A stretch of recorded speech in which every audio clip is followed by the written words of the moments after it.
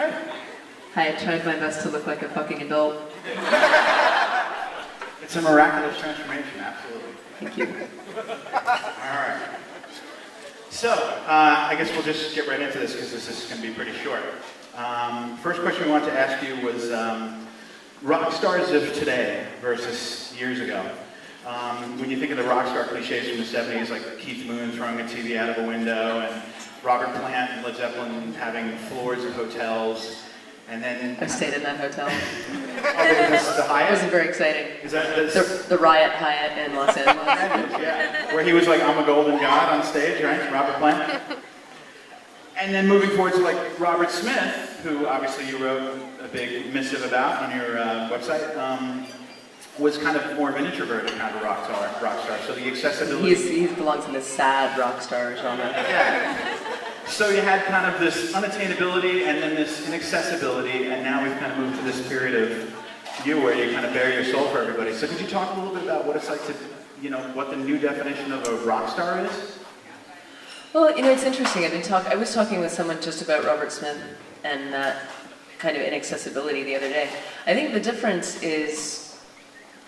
the biggest difference is, when you talk about either Robert Plant or Robert Smith, a huge part of it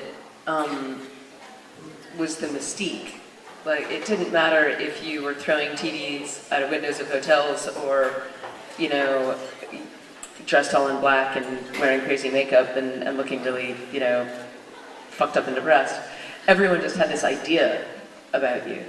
And I think, I've been on both sides of that, idea of the rock star, and I have, when all of a sudden, you go on the road for the first time and there's everything at your disposal and you kind of can be that crazy rock star, you realize that the idea that people had of that, the idea of, oh my God, it must have been so amazing to, be on tour with Led Zeppelin. There's actually, there's the idea of it, and then there's the actual doing it.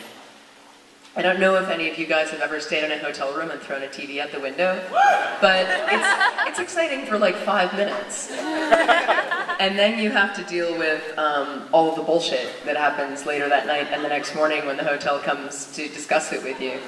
And your hangover and other things. And so, the interesting thing about what's happening now is that, the mystique is getting torn away just because it is, if you want it to. I'm the kind of person who doesn't really understand mystique because I like talking to people so much that it's impossible to have a mystique. But that's a different idea. There's still plenty of people in rock out there who don't want to blog and Twitter and to be constantly connected.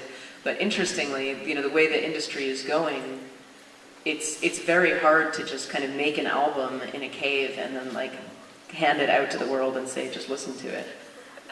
Because you can't really make any money off that record. So I just feel extraordinarily lucky that the kind of person I am actually works right now. It might not have worked in the mid-'80s if I had just, been in this weird band, the Dresden Dolls, gotten signed to a major label that didn't understand us, and then, was stuck, with no way to then get my music to other people if the label decided to pull the plug on us. So, I think the interesting thing about rock stars in the 60s and the 70s is that it was all brand new, and everyone was over the moon about what that idea was. But that idea has now, gotten so disseminated and broken down and stuff that it's kind of hard to get excited in the same way about the same things. I was talking with someone about this the other day. I think it's impossible for teenagers to be as excited about Lady Gaga right now the way a teenager in 1985 could be excited about Madonna, because no one had done it like Madonna. People were like, oh my God, what the fuck, she's actually... and it's hard, because if you're a pop star following in the footsteps of someone who went out of their way to do everything, you really have to completely reinvent yourself and do something not only totally new within the box, but you've got to just do completely new fucking things. And that's no offense to Lady Gaga. I think she's great. I think what she's doing is very smart. But you know, the rules have to be rewritten now. They constantly have to be rewritten. You know, the idea of the rock star as Keith Moon only exists for Keith Moon, and Jimi Hendrix only for Jimi Hendrix, and Janis only for Janis, and Madonna only for Madonna.